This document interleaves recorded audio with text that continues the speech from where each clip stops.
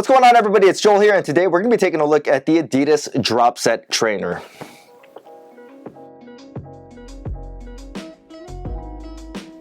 Alright guys, so it's been quite some time since Adidas has come out with a true training shoe option, and by true I mean something that is not just a running shoe with the label training slapped onto the name. So over the last couple of years, I've always checked out their training shoes like the Pure Boost and the Fit Boost, and I thought that they were okay for training, but essentially they were just running shoes with the training label slapped onto them.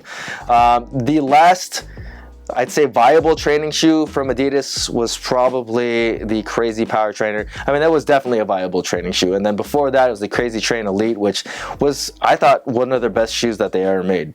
Fast forward to now, and we have the Dropset trainer. One of the things that you're going to notice that's missing from the Dropset is that it has no boost, it has no bounce, none of their marquee midsoles.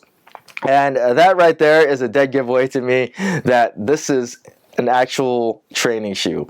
While those midsoles are cool to have, they're comfortable, they don't always make for the greatest training platforms. So in the Dropset trainer, we have a more traditional training shoe construction. The upper is mainly this ballistic nylon material, and it's basically throughout the whole upper. And then you have some panels for targeted support in certain areas. So you have some on the lateral side, the toe cap, around the medial side, around the metatarsals, and then it goes up around the Achilles area to give you just targeted support in certain areas around the shoe. And then the upper material, while it's not fancy, it's not like a knit engineered stretchy material, it's comfortable, it's breathable, it flexes well. I can't complain about it. I think it feels good against your foot. There's nothing special about it, but it just works. Around the ankle collar, there's a little bit more cushioning, and I think the heel rake on this shoe is actually, it's like perfect. It like cups your heel, it doesn't rub the back of your Achilles, and it just fits really well around the ankle. Plus, I appreciate the padded tongue as well on this shoe. So the midsole is a dual density midsole, and if you look at it like from the side, it looks like there's a big chunky heel area, but really when you put your foot inside the shoe, your foot or your heel actually sits a lot lower than the midsole would show. So the midsole height is probably a little bit more similar to what it is in the forefoot area, and if you actually look on the forefoot EVA and the heel EVA, it's two different numbers, 0.35 75C on the back, and then on the side it's 0.28 52C. And like, I honestly don't know what those numbers stand for, but if I had to guess, it would be like the midsole height and density in both of those areas. So like roughly the forefoot density is probably about like 30% softer than the heel density, and that's kind of what it feels like to me. We obviously have these raised sidewalls on the lateral and medial side, and what that does is it gives you a little bit more midfoot security for your lifting movements. Also, going back to that midsole, because of the way that it's raised up, it basically cups your heel in place, and this whole area in the back is really stable feeling. Like the lateral stability in this area is really nice. So looking at the outsole of the shoe, we have a multi-directional tread pattern, and you're going to see that there's a little bit more of a finer tread around the big toe and metatarsal area, the outside metatarsal area, and on the lateral side metatarsal area. And what I think that they're trying to go for that is that like there's going to be more grip in these areas than there are strewn out like in the middle of the shoe, which I think is a pretty smart idea. Like at first glance, I didn't really notice it, but like when I really started looking at the outsole, I kind of got like why it would be that way. In the midfoot of the shoe, there's like a torsion system, kind of like on their Ultra Boost running shoes and like the original Adi Powers. It's basically a midfoot shank that is not really flexible, but should snap back under load and like dynamic movements.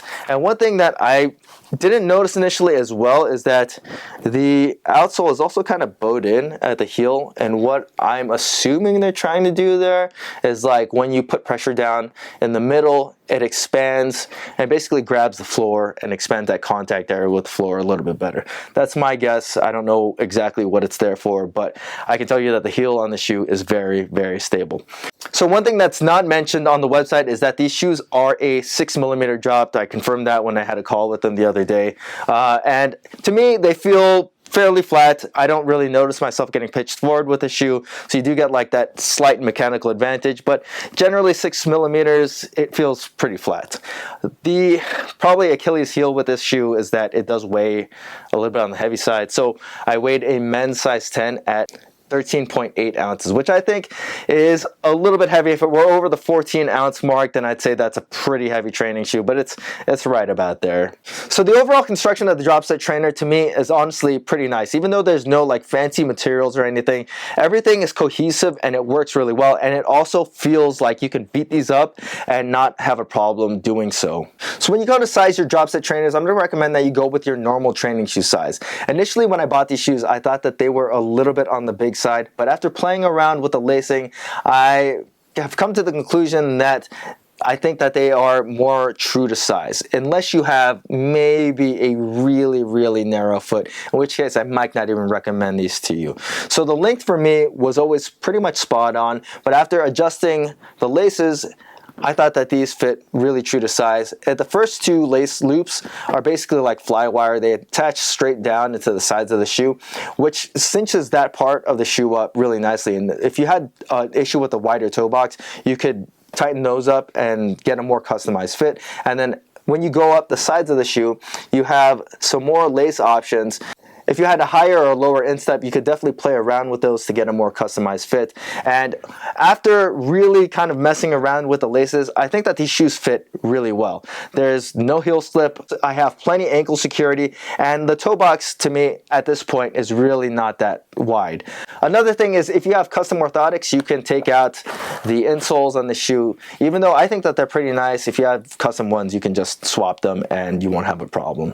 So when it comes to running, I thought that these shoes were not that great. So the shoe overall is fairly heavy. It's 13.8 ounces. That's not going to make for a great running experience. But on top of that, the heel and midfoot on the shoe, it's just not that forgiving. It's pretty clunky feeling.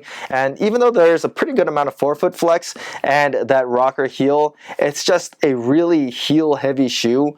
And maybe if you're like a heavy heel striker, you might like it. But personally, I thought running in these shoes was pretty clunky.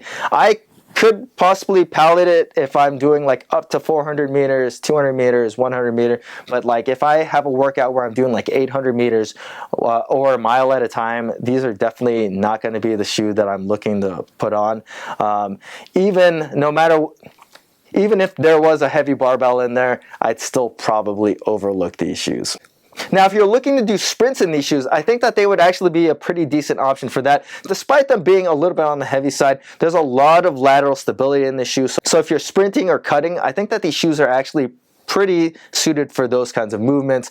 But if you're doing any kind of longer runs, I don't think that these are going to be a great option. Now, on the flip side, don't think that they are a bad option for plyometric movements because of that lateral stability, because of just how flexible and responsive the forefoot is. I think that these are actually pretty good to use inside of the box. So if you're doing like burpees, you're doing jump roping, you're doing box jumps, I think that these are a pretty good option. Like the responsiveness is good. The flexibility in the forefoot is there. It's really all you need.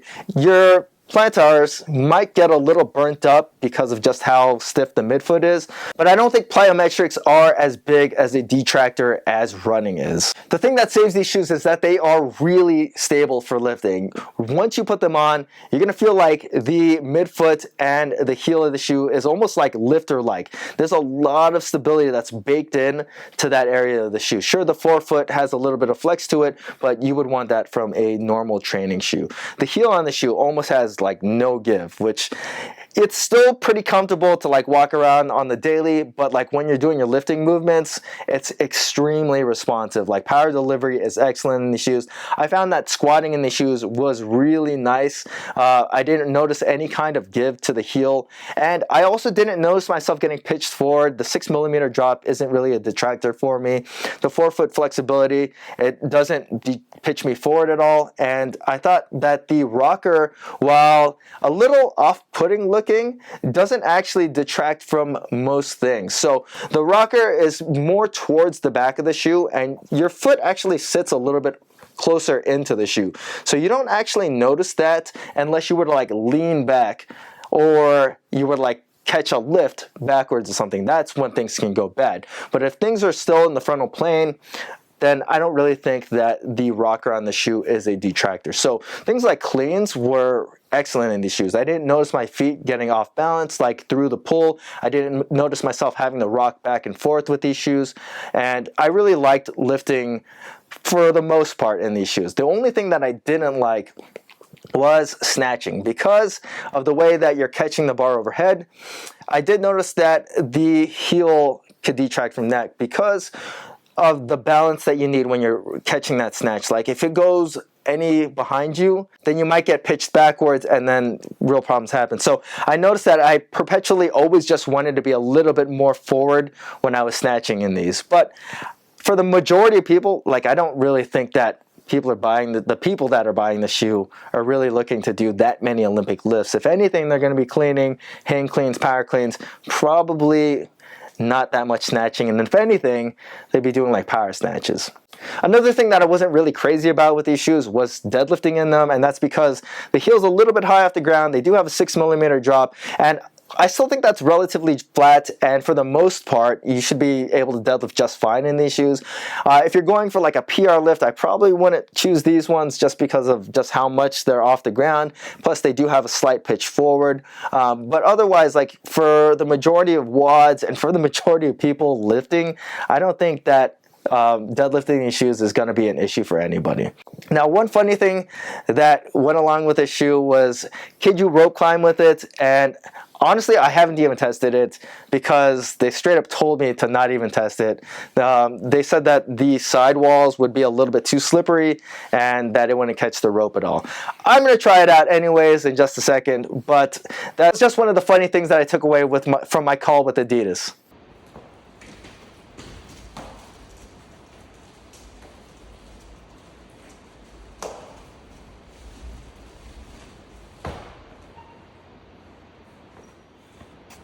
Okay, so they work, but they are a little bit slippery. So the traction is not great, but I mean, you could rope climb in a pinch. I don't think it was that bad.